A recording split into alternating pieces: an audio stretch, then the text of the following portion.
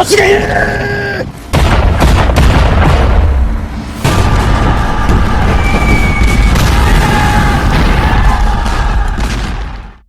July the 8th of 2022, former Prime Minister Shinzo Abe was assassinated by Tetsuya Yamagami using an improvised firearm. The Japanese public was in a state of shock. The last time a national politician had been assassinated was back in 1960, when the chairman of the Japanese Socialist Party, Asanuma Inejiro, was killed by Yamaguchi Otoya, an ultranationalist 17-year-old student. Otoya killed him because he feared Inejiro was driving Japan into a communist revolution. Now, Japan has, let's call it, a special history involving political assassinations dating as far back as the Bakumatsu period, when Japan was forcibly opened to the world after its self-isolation policy known as sakoku. However, by the 1920s and the 1930s, political assassinations became so frequent, it led to the era's nickname, government by assassination. So, please join me today as we explore this brutal time period, and please don't forget to hit that like and subscribe button, and leave a comment about what you want to hear more about in the future. On March the 24th of 1860, the Tairo, or Great Elder, the Nasuke, a colossal official of the Tokugawa shogunate, was approaching the Sakura Daemon Gate of Edo Castle when suddenly his party was attacked by 17 shishi, or men of high purpose, from Satsuma domain. Many were killed, and Lee was decapitated. The shishi had killed Lee because he had ordered the Anzai Purge, directed against those deemed disloyal to the Tokugawa shogunate, and for signing the Treaty of Amity and Commerce between Japan and the United States. This would begin an anti-Western movement that persisted until the end of World War II. Then on January the 29th of 1860, Kobayashi Denkichi, an interpreter of the British legation, was assassinated outside the Tonzenji Temple in Takanawa, followed by Henry Huskin, the Japanese interpreter to the United States, on January the 14th of 1861, and this was by the Satsuma Shishi at the Nakanohashi Bridge. Lee's successor, Ando Nabemusa, was likewise attacked outside the Sakashida Gate on February the 13th of 1862. Now, these acts of violence led to a civil war known as the Boshin War of 1868 to 1869. The alliance of Choshu, Satsuma, and Tosa fought to overthrow the Tokugawa shogunate, whom they believed were corrupted by Western influence, in order to restore direct rule of the emperor. The rebels won, as Emperor Meiji became the de facto supreme ruler of Japan, seemingly settling all of their grievances. Hey guys, this is Craig from the Pacific War Channel. Please don't forget to check out my YouTube membership or my Patreon account over at www.patreon.com/thepacificwarchannel, where you can join the ranks and gain access to a hell of a lot of goodies. At the base minimum, you get access to the exclusive monthly podcast, early access to all of my content, voting rights for what subjects I will tackle next, and at higher tiers, I have much more goodies to come. So please click that link and check it out. However, the emperor's direct rule came to an ambiguous end with the establishment of the Meiji Constitution of 1889, which established a constitutional monarchy and provoked a public discourse over two terms, the Kokutai and Seitai.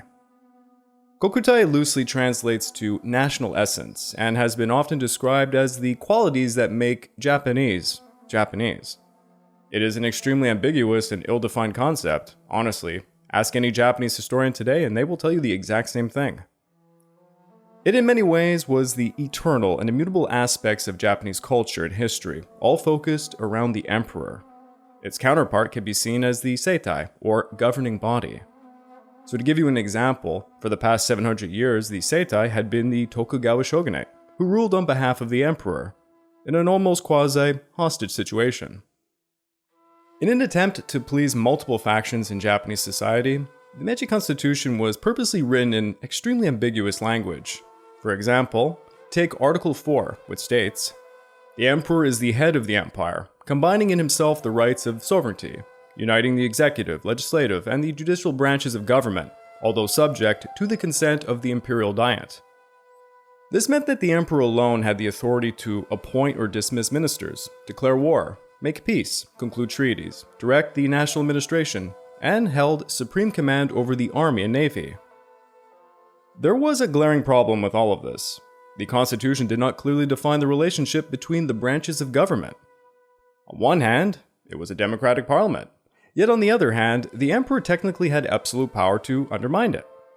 Above all else, the largest problem was that the Japanese army and navy were not directly accountable to the civilian government, but instead to the emperor. In the future, this meant if the military knew they only had to answer to the emperor, they could abuse this system to undermine the civilian government whenever it displeased them. I'm in charge. Do you feel in charge? Pure evil. I'm necessary evil. No. And that's me sprinkling just a little bit of foreshadowing.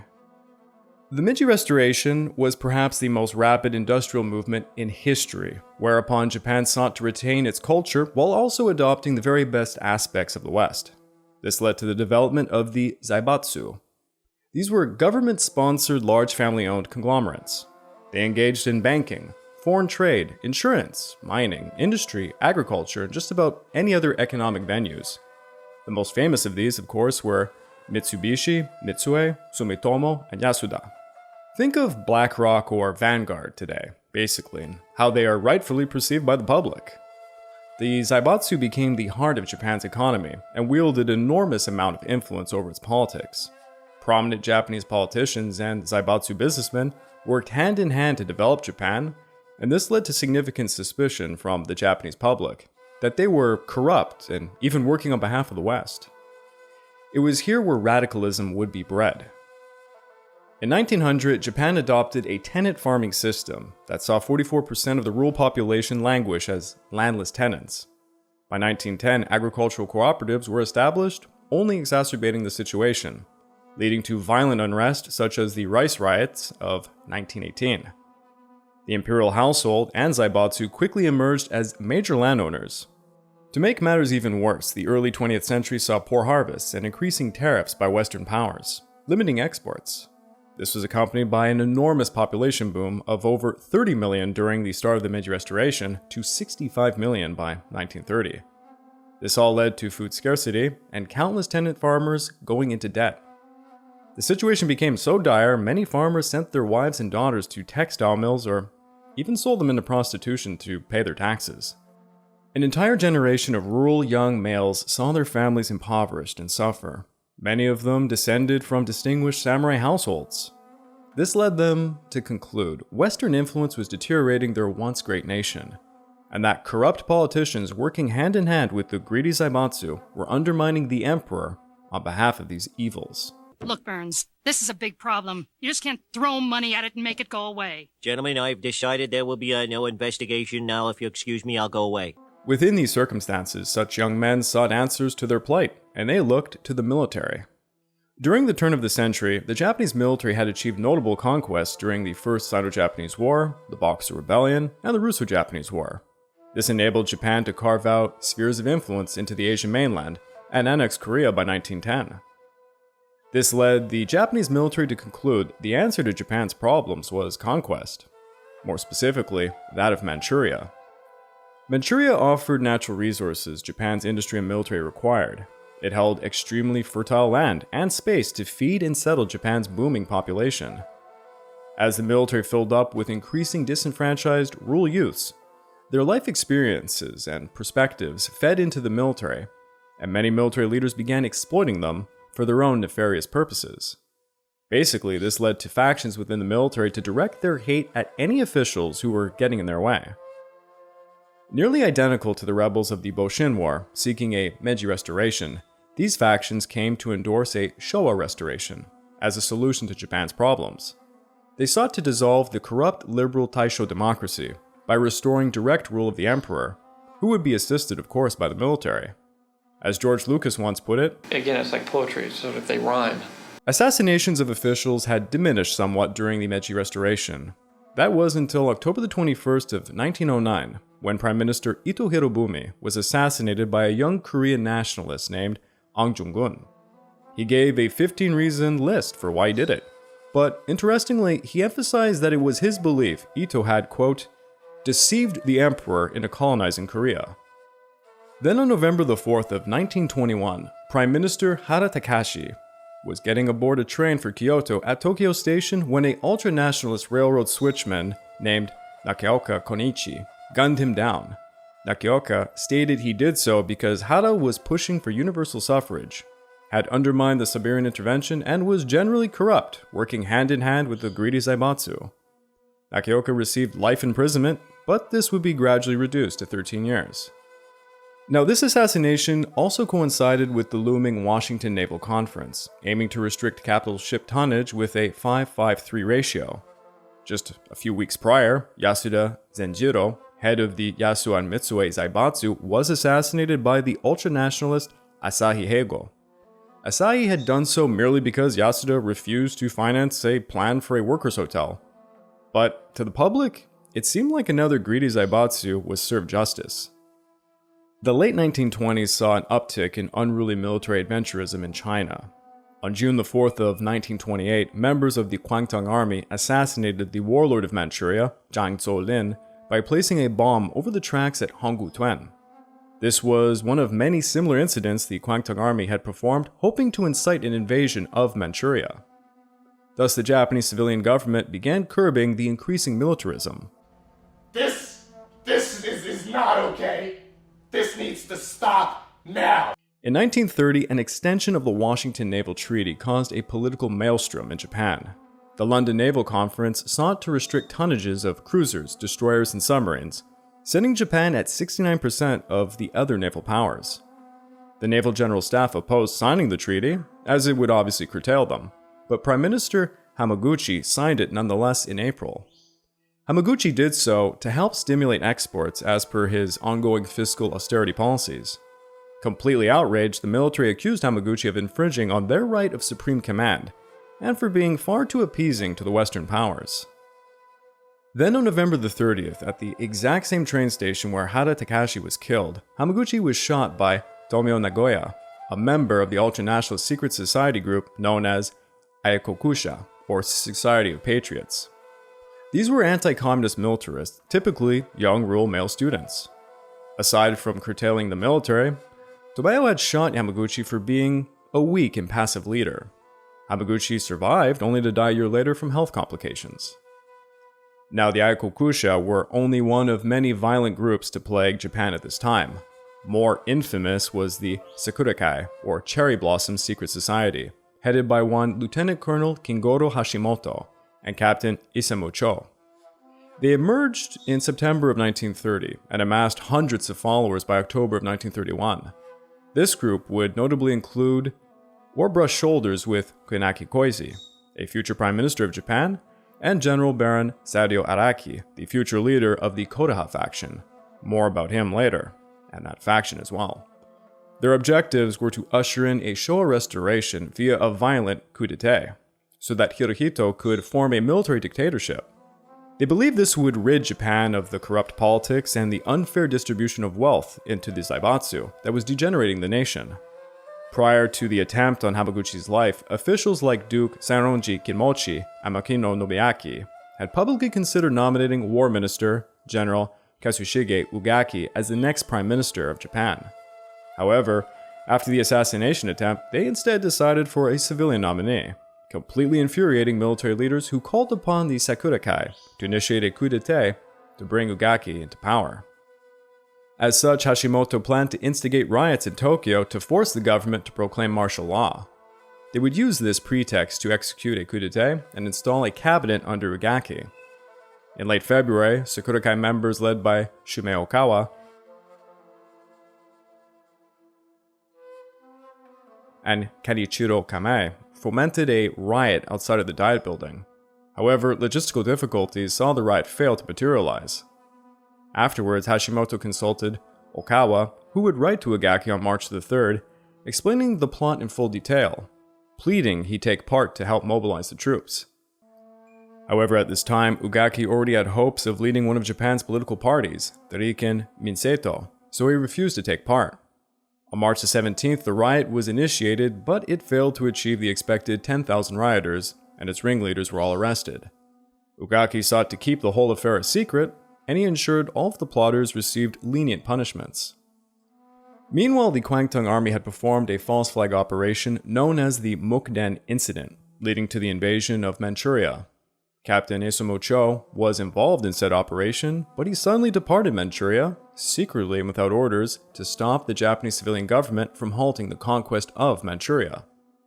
He recruited 120 members of the Sakurakai, formed 10 companies of troops from the Imperial Guards, and commandeered 10 bombers from the Imperial Japanese Navy for said purpose. The plot was to assassinate key officials, capture the Imperial Palace, Tokyo Metropolitan Police Headquarters, and other government buildings. Then a new cabinet would be formed under General Sadio Araki, who would ban political parties, consolidate gains in Manchuria, and usher in a Showa restoration. However, many members of the plot doubted its chances of success, and leaked information to War Minister General Jiro Minami. Minami immediately demanded Araki pacify the insurgents. Araki attempted to reason with Hashimoto and Cho, but was ultimately forced to have the Kempeitai arrest them on October the 17th. Both men faced only a few weeks house arrest. You don't have to come back, but you have to promise not to commit any more crimes, okay? No. I'll take that as a yes. Meanwhile, Nishio Inoue, a Nichiren Buddhist preacher, had been traveling through Manchuria gathering intelligence for the Kwantung Army. He came back to Tokyo in 1930 to resume teaching, where he formed the Ketsumedan, or League of Blood, recruiting radical students amongst the universities. Under his slogan, Ichinen Isatsu, or One Man, One Assassination, they sought a Showa restoration via a violent coup d'etat against the corrupt pro-Western politicians and their Zaibatsu partners. He compiled a list of 20 politicians and business leaders targeted for assassination as the first steps towards said Showa restoration. During the recruiting, he made connections with 13 radical naval officers at the nearby Tsuchichira Naval Base, angry about the London Naval Treaty, who would help him to acquire some Browning automatic pistols for his group. On February the 9th of 1932, Sho Enuma assassinated Finance Minister Junosuke Inoue as he was getting out of his car at the Kumamoto Elementary School, and he was arrested soon after. Then on March the 5th, Goro Hishinuma shot the director of the Mitsue Zaibatsu, Baron Takuma Dan, outside the Mitsue Bank in Nihonbashi. He was apprehended and sentenced to life in prison, but he would be released in 1940. The remaining Ketsumedan members then banded together to eliminate the remaining targets on their kill list. At this time, Prime Minister Inukai Tsuyoshi had refused to recognize Manchu Kuo and was attempting peace talks with Chiang Kai-shek. On May the 15th, 11 young naval officers stormed Tsushi's residence, aimed their pistols at him, to which Tsuyoshi remarked, "If only I could speak, you would understand." To which one of the officers responded, "Dialogue is useless," before they gunned him down. Surprisingly, their plot also included assassinating Charlie Chaplin, who at the time was visiting Tsuyoshi, believing it would provoke a war with the United States, creating ideal circumstances for the Showa restoration. Fortunately for Chaplin, he was attending a sumo wrestling match with the son of Tsuyoshi, Inukai Takaru, that very day. Instead, the officers decided to attack the residence of Makino Nobuaki, the Mitsubishi Bank headquarters, and several electrical transformer substations with grenades before they surrendered themselves to the Kempeitai. The 11 naval officers were court-martialed and put on trial, and during said trial they expressed their unwavering loyalty to the emperor, garnering significant public sympathy. By the end of the trial, the court had received over 110,000 petitions for leniency, many of which were written in blood. 9 young men from Niigata even offered to stand trial in their place, accompanying their petition with a jar containing their severed pinky fingers. Ugh. Brother, ugh. What's that? Although they were sentenced to prison, they were released after a couple of years, establishing a very troubling precedent, eroding the rule of law. Now, around this time, 2 factions had emerged within the military, the Kodoha, or Imperial Way faction, and the Toseiha, or Control faction. The Kodoha faction was founded by General Sadio Araki and his protege, Jinzaburo Mizaki. They sought a Showa restoration to purge Japan of corrupt politicians and businessmen, especially those linked to the Zaibatsu. They consisted mostly of young army officers whom Araki infused with a bastardized version of Bushido, romanticizing pre-industrial Japan, which he believed had been corrupted by Western influence. They endorsed the Hokushinron, or Northern Strike Doctrine, aimed at the USSR, whom they believed was Japan's greatest enemy. To achieve their goal, they sought to assassinate and unleash a violent coup d'etat. In response to the rise of the Kodoha faction, the Toseiha faction was formed by Lieutenant General Tetsuzan Nagata, and later would be led by none other than Hideki Tojo. Like the Kodoha, the Toseiha faction sought a Showa restoration, but they adopted a more moderate and conservative approach. They recognized the importance of preserving traditional values, while also valuing the integration of Western ideals, promoting a balanced perspective. The Toseiha advocated for a pragmatic military strategy to address the complexities of modern warfare. While they acknowledged the existence of corrupt politicians, businessmen, and the Zaibatsu, they preferred working within the current system to implement reforms. They identified the USSR as Japan's main rival, but anticipated future total wars would require an increase in Japan's industrial military capabilities, necessitating cooperation with the Zaibatsu. They consisted mostly of promising graduates from the Imperial Japanese Army Academy, Army Staff College, and select naval members. They endorsed the Nanshinran or Southern Strike Doctrine, advocating for Japan's expansion into the Asia-Pacific to secure natural resources needed for industrial growth. The most significant difference between them and the Kodoha was that the Toseiha refused to resort to a coup d'etat. In late 1934, several Kodoha officers at the Army Cadet School were caught and arrested for planning a coup, but they only faced a slap on the wrist. The following year, two of them, Isobe Asiachi and Muranaka Takeji, were both arrested, this time for distributing a document alleging Toseiha officers, notably their leader Major General Nagata Tetsuan, were planning a coup. This time, the IGA leadership acted decisively, stripping them of their commissions. In response, the Kodoha sought revenge against Tetsuan. On August the 12th of 1935, Kodoha member Lieutenant Colonel Aizawa Saburo stormed into his office and cut him down and said that the Toseiha leader was putting the army in the paws of high finance. In retaliation, Toseiha members forced the retirement of Jinzaburo Maizaki, and they pushed the IJ to deploy the 1st Division, consisting of many Kodoha members, to Manchuria, very far away from Tokyo, that spring. This effectively would curtail the Kodoha's ability to influence policy. Thus, the Kodoha felt pushed into a corner, and they planned a coup d'etat scheduled for February the 26th, the day after Maizaki was to testify at Aizawa's trial. Their plan was to assassinate all the prominent figures they deemed a threat to the Kokutai, seize control of the Imperial Palace, key government buildings in Tokyo, and then submit a manifesto containing a list of their demands. In the manifesto, they accused political parties, politicians, military leaders, the general, bureaucrats, and the Zaibatsu for endangering the Kokutai and undermining the will of the emperor. They demanded the arrest and removal of many officials and the appointment of Araki as the new commander of the Kwangtung army. Additionally, they would send another document to Hirohito urging him to clarify the Kokutai and usher in a Showa restoration with their backing. On a snowy night of February the 25th, reminiscent of the 1860 Sakura Daimon incident, Again, it's like poetry, so if they rhyme. the Kodoha rebels assembled into 6 groups and simultaneously unleashed their assaults. First Lieutenant Yasuhide Kurihara led 280 men of the 1st Regiment to storm Prime Minister Okada's residence, killing 4 policemen and suffering 6 casualties. Hearing all of the gunfire, Okada managed to hide as the rebels found his brother-in-law, Colonel Denzo Matsuo, whom they killed, and they mistook him to be Okada. Kurihara's men were joined by 60 men from the 3rd Imperial Guards afterwards, and they occupied the compound. Meanwhile, Captains Kiyosoda Koda, Takashi Muranaka, and Osachi Isobe led 160 men of the 1st Regiment to seize the Minister of War's residence, the Ministry of War, and the General Staff Office. As he did so, Isobe encountered Kazushige Ugaki and non-fatally shot him in the head.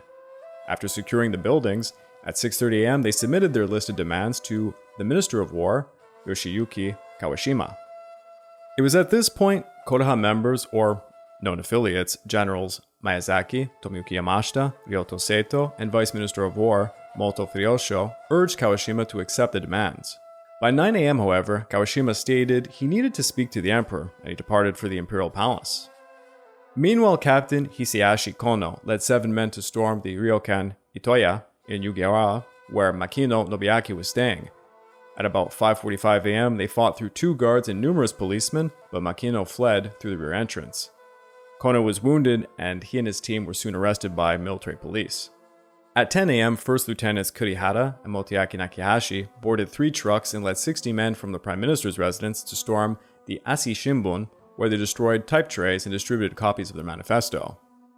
Simultaneously, First Lieutenant Motaki Nakihashi led 135 men of the 3rd Imperial Guards to storm Takehashi Korikyo's residence, where they shot him in his sleep, and Kanji Nakajima slashed him with his katana.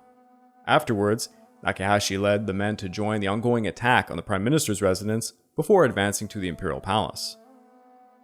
Nakihashi led 75 of his men to the western Hanzo Gate at 6 a.m., telling the palace guard, Major Kantaro Honma, that they were the scheduled relief company.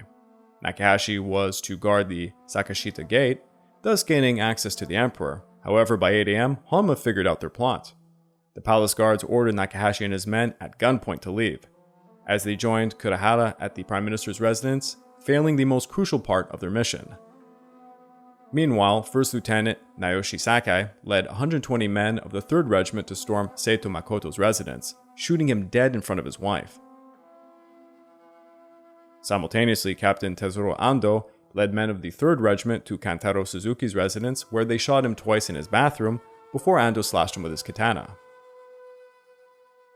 Following the murder of Seito, 2nd Lieutenants Taro Takahashi and Yutaka Yasuda led 20 men to General Watanabe Jotaro's residence at 7 a.m. There they fought MPs while storming the building to find Watanabe using a futon for cover as he was firing back upon them. One of the soldiers gunned him down with a light machine gun before Takahashi cut him down with his katana in front of his wife and 9-year-old daughter. Captain Shiro Nonaka led a third of the rebel forces, roughly 500 men of the 3rd Regiment, to storm the Tokyo Metropolitan Police headquarters to prevent them from unleashing emergency service units. They soon occupied the building without any resistance, allowing 2nd Lieutenant Kenjiro Suzuki to take a smaller group to storm the residence of Fumio Goto, but he had already fled the scene. Now, within all of this chaos, General Shigeru Hanjo, Hirohito's chief aide-de-camp, and a prominent Kodoha member for that matter, reported the uprising to the Emperor at about 6 a.m. Hirohito was furious, and he demanded the rebels be suppressed immediately. Hirohito had also feared the rebels might usurp him with his brother Chichibu, whom he quickly met with, demanding he distance himself from the radical officers. Hirohito then took the advice of his closest advisors and demanded the uprising be quelled and refused to allow the current cabinet to resign.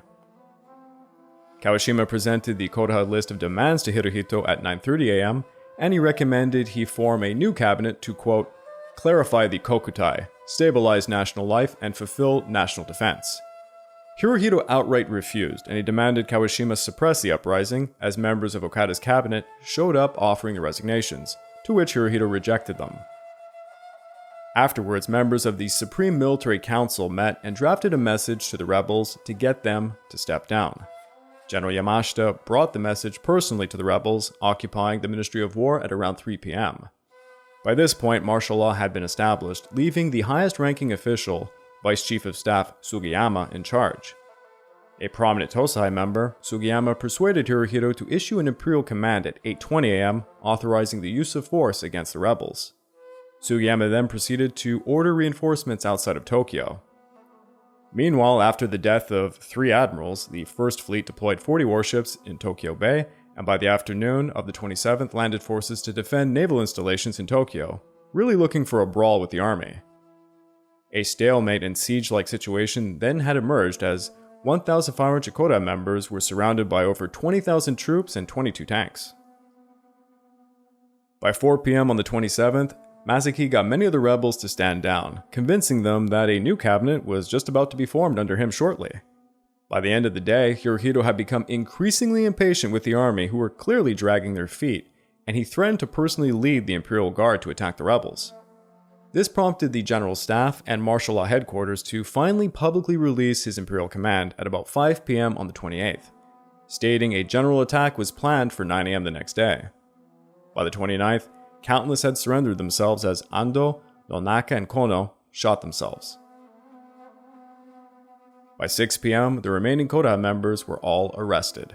Of the 1,500 rebels, 124 were prosecuted, 19 officers, 73 NCOs, 19 soldiers, and 10 civilians.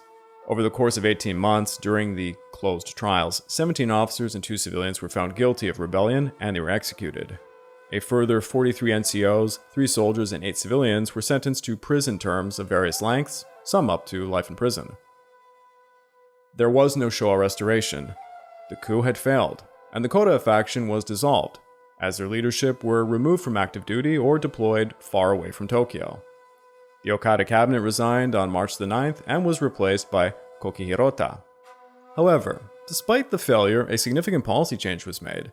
Now only active duty officers would be allowed to serve as the Minister of War and the Minister of Navy. This meant the military could now have the Minister of War or Navy resign and refuse to appoint a new officer as a replacement, thus serving as a quasi-veto whenever the government tried to do anything they didn't like.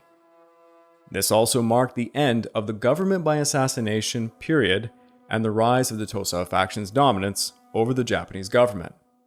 In the following 14 months, the emperor and his advisors largely aligned more and more with the army and navy's demands for increased military expansion and state-driven industrial development, simply driving Japan into war with China and then with the West.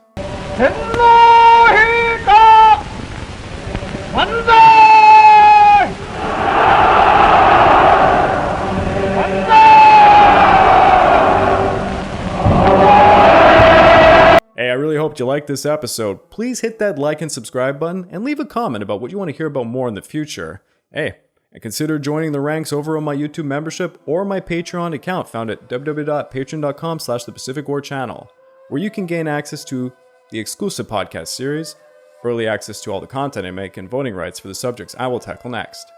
This has been Craig from the Pacific War Channel, over and out.